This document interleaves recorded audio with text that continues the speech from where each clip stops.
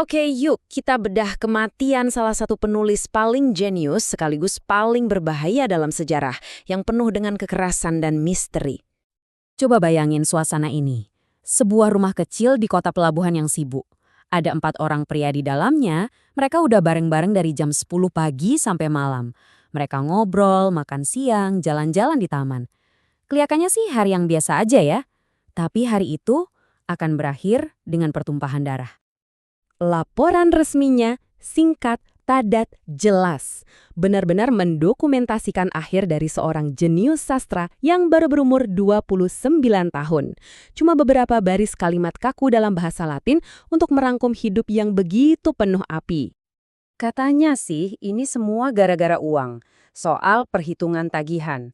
Tapi kalau kita lihat siapa aja yang ada di ruangan itu, wah ceritanya jadi beda banget. Gambaran yang jauh lebih gelap mulai kelihatan.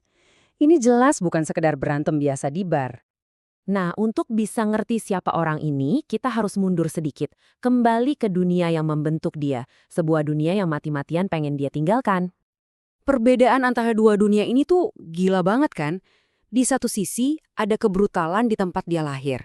Di sisi lain, dunia para kaum terpelajar yang penuh privilege. Yang dia masuki murni karena otaknya yang encer. Bayangin aja, dari bau busuk selokan ke perpustakaan yang megah. Lompatannya itu luar biasa. 4 pound. Mungkin kedengerannya nggak seberapa ya, tapi di zaman itu jumlah segitu tuh lebih besar dari gaji tahunan seorang pengrajin. Dan ini adalah tiket emas dia untuk cabut dari Canterbury selamanya. Jadi Marlowe ini bukan cuma penulis drama biasa. Dia pakai panggung buat nantangin semuanya. Tuhan, negara, bahkan kenyataan itu sendiri.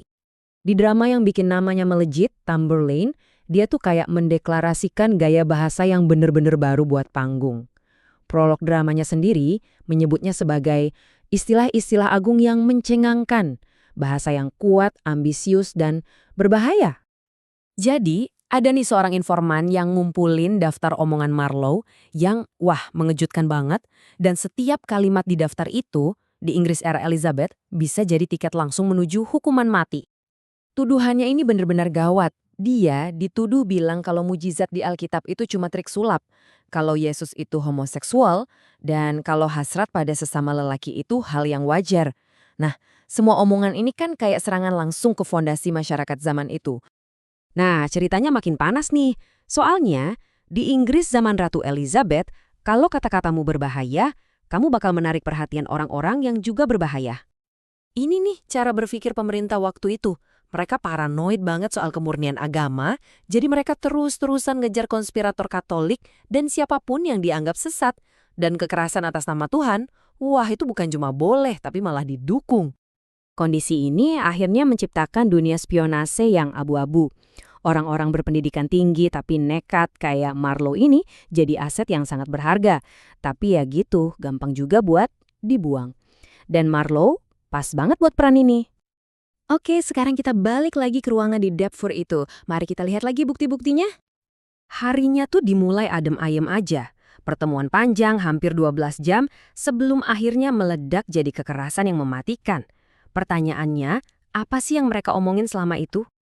Jadi, ini jelas bukan kumpul-kumpul teman biasa. Satu ruangan itu isinya mata-mata, penipu, dan pembohong profesional semua. Apalagi si Robert Poley ini, dia itu agen pemerintah kelas kakap.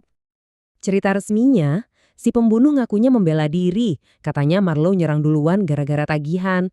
Tapi, anehnya dia dapat pengampunan dari Ratu cuma dalam waktu 28 hari. Cepat banget kan? Apalagi saksi kuncinya mata-mata pemerintah. Mencurigakan banget. Walaupun hidupnya singkat banget, guncangan yang dibuat Marlowe itu mengubah dunia sastra untuk selamanya. Dia itu kayak mendobrak semua batasan, baik itu tekanan dari negara maupun aturan-aturan seni yang kaku. Dia membuka pintu buat cara berpikir dan berekspresi yang benar-benar baru. Bahkan Shakespeare loh, yang bisa dibilang saingan terberatnya, ngasih penghormatan khusus. Dia ngaku punya utang budi ke sang gembala yang mati, dan bahkan mengutip langsung salah satu puisi Marlowe di dramanya. Ini pengakuan yang luar biasa. Jadi, dia bukan cuma nulis cerita. Dia itu benar-benar menggoyahkan fondasi masyarakatnya. Dan dari retakan-retakan yang dia buat itulah, cahaya baru, era ekspresi yang baru, bisa masuk.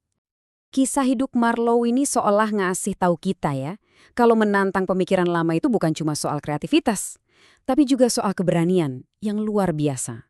Dan seringkali akibatnya fatal. Jadi, pertanyaannya masih sama.